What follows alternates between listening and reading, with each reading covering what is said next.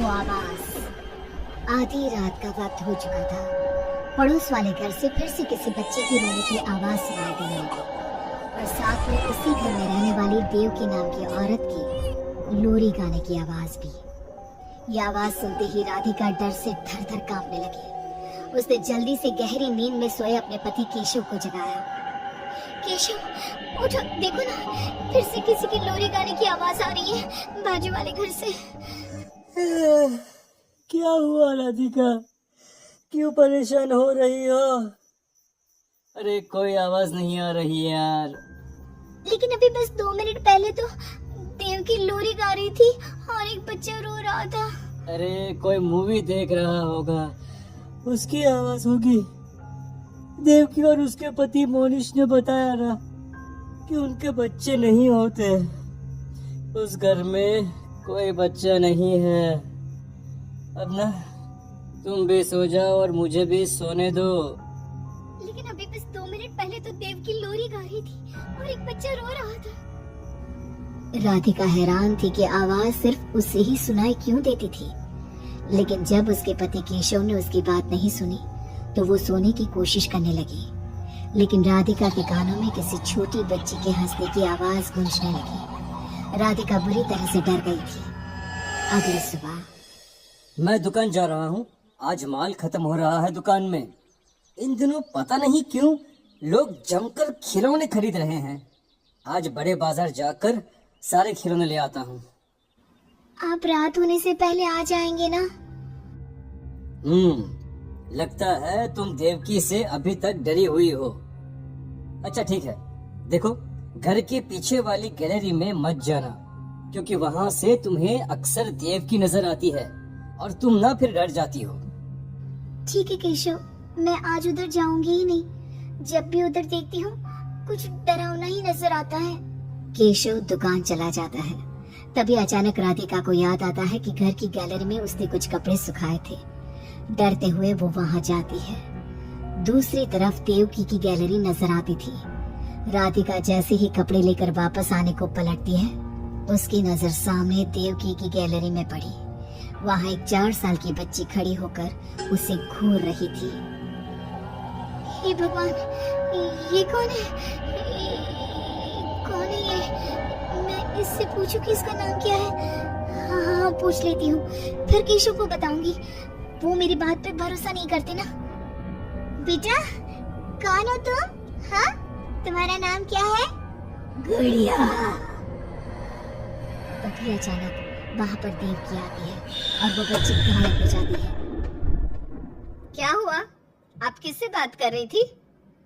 वो यहाँ पे मैंने एक लड़की को देखा था। वो कौन थी? कहाँ गई वो अभी? कौन लड़की? मैंने कहा ना, मेरे घर में कोई बच्चा नहीं है। मैंने देखा था, वो यही थी। वो आपके पीछे कौन है? राधिका को फील होता है कि किसी ने उसे धीरे से पुकारा, आंटी। राधिका पलट कर देखती है तो वहाँ वो छोटी बच्ची खड़ी थी। राधिका चीख कर बेहोश हो जाती है। जब उसकी आंख खुलती है तो केशव उसके पास खड़ा था। क्या हुआ राधिका? राधिका, होश में आओ। वो तो भला हो देवकी जी का, जिन्होंने तुम्हें बेहोश पड़ा देखकर मुझे कॉल कर दिया और मैं घर आ गया। तुम उस गैलरी में गई ही क्यों? केशव, वो लड़की यहाँ आ गई थी और वो देवकी, वो ठीक औरत नहीं है। तुम पागल हो गई हो राधिका। आज देवकी जी ने ही मुझे तुम्हारे बारे में बताया। क्या सोचती रहती हो? अरे कोई नहीं है उस घर में। अगले दिन केशव की दुकान जाते वक्त, मैं भी आज आपके साथ चलूंगी। अच्छा ओके ठीक है, चलो चलो। दुकान पर पहुंचकर, वाह केशव, कितने सारे नए खिलौने। और ये इस पैकेट में क्या है? अरे एक बड़े साइज की डॉल है, मार्केट में नई आई है। सोचा अगर लोग खरीदेंगे तो अगली बार और ऑर्डर कर दूंगा। क्या मैं देख लूं इस डॉल को? हाँ देख लेना। मैं जरा माल लेने बड़े बाजार जा रहा हूँ।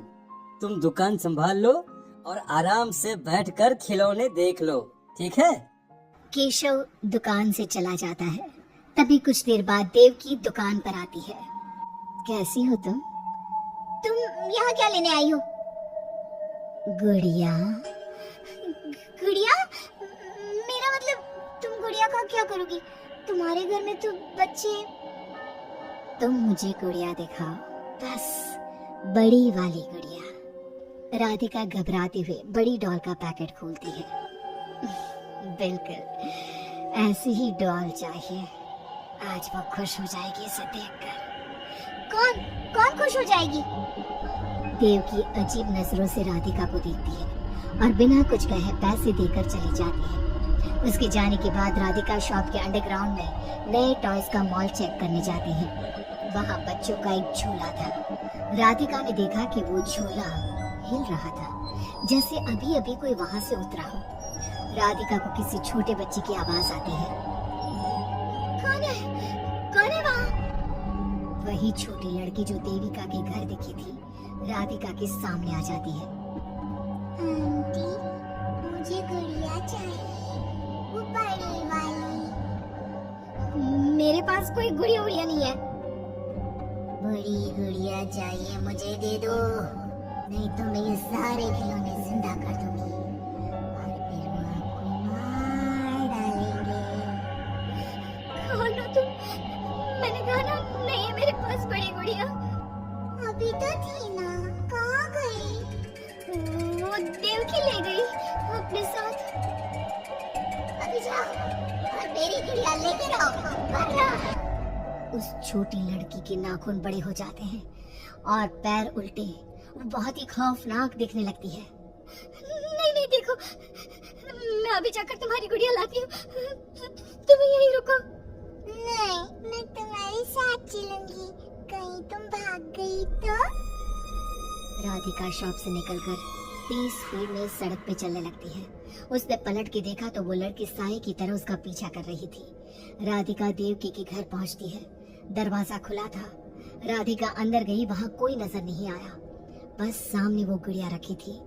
राधिका चुपचाप गुड़िया को उठा के वहां से आने लगती है। पीछे से आवाज आती है, रुको, ये क्या कर रही हो? मेरी गुड़िया कहाँ ले जा रही हो? देखो देवकी, ये गुड़िया मुझे ले जाने दो, वरना वो लड़की। तो उसने तुम्हें डराया, उसे तो मैं बुलाती हूँ। गुड़िया, जरा यहाँ आना बेटा। मम्मा क्या हुआ? मेरी लाडो गुड़िया को बहुत पसंद है। देखो ना, 10 साल की हो गई, अब तक डॉल से खेलती है। ये तो वही लड़की है, और ये 10 साल की नहीं 5 साल की है। हाँ, लेकिन जब उस कार एक्सीडेंट में मर गई तब 5 की थी, अब तो 10 की हो गई है ना। मतलब ये मेरी बेटी है और मरने के बाद भी मेरे साथ है। इसे ना लोरी सुन के ही नींद आती है और डॉल्स से इसे बहुत पसंद है। राधिका बुरी तरह से घबरा के भागती है। भागते भागते मेन रोड पे आ जाती है। वहीं उसका एक्सीडेंट होता है और उसकी मौत हो जाती है। मगर राधिका की मौत के बाद केशव को पास वाले घर से बच्चे के रोने और लोरी गाने की आवाज सुनाई देने लगती है।